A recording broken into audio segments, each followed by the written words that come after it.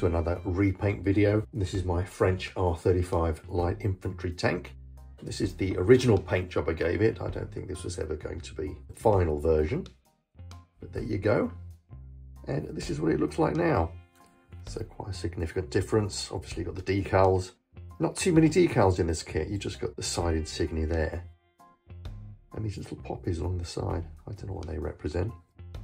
I'd originally painted this with a brush. And I put the paint on quite heavily, I think.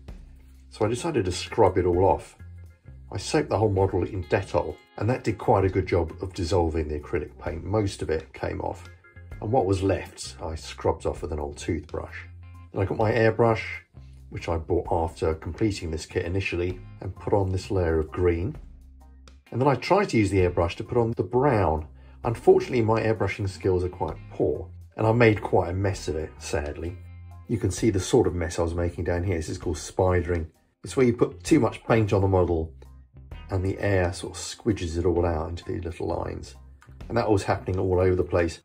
So what I had to do was respray the whole thing again with the dark green. Then I marked out the camouflage pattern in pencil and painted this in with a brush. What I've tried to do is mimic the pattern on the box. I've done a fairly good job, I think. I mean, it's not identical, but it's very similar. You'll notice that the decal is actually different from the box art. I'll talk a bit more about the decals later on. So after the main paint job, I added some extra details that I'd left off the model originally, like these tools. Then I weathered it all up. I think I've done a fairly okay job along the wheels here. I normally overdo it, but I think this is quite a good balance. And then various rust, dust and mud effects all over the place to try and mess it up a little bit. The equipment I use is the usual suspects: pigments, the Vallejos, burnt umber and European earth, and natural umber and Humbrol weathering powder, which is quite a dark chocolatey colour. Also, I always use these in my kits. Got rust and dust from Life Colour, and I've got rain and dust from Life Colour as well. Applied those quite liberally. Unfortunately, some of these splashes are out of scale. This is the Humbrol, which actually dries a lot lighter than you'd think. I mean, that's the original, and that's what it dries to. But overall, I'm sort of fairly happy. I'm certainly not going to do any more. The decals, when they went down, were obviously pristine. I've weathered them up by rubbing them down with sandpaper. Looks fairly all right, I think. And they've got some bit of dust over them as well to try and mess them up a little bit. I did a bit of research on these insignia. And it seems that every French tank battalion has its own unique insignia. But within those battalions, I think they're battalions or regiments, I can't remember. But within those units, you actually have companies, and those companies are divided into platoons. And there are 3 companies. There's a blue company, a white company, and a red one. So that's based on the colours of the French flag. And within companies, you have 4 platoons. And the platoons are divided up into spades, clubs like this one, in diamonds and hearts.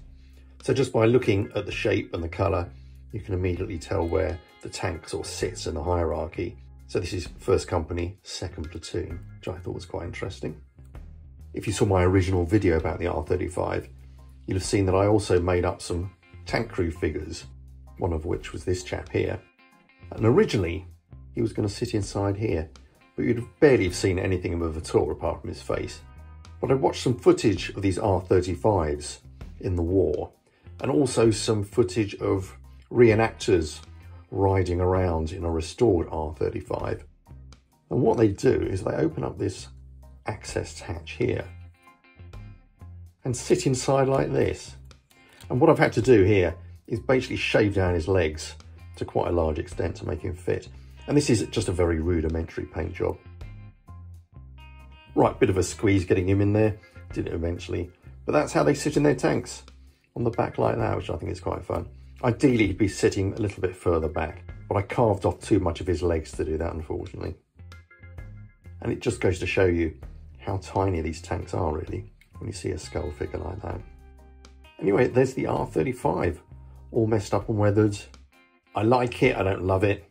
It's okay, but I can't really think of any way of improving it. So there we go, I think that is the finished result. So I hope you enjoyed that. Hope you found it useful and interesting. And until I see you again, I shall say goodbye. Okay then, cheerio.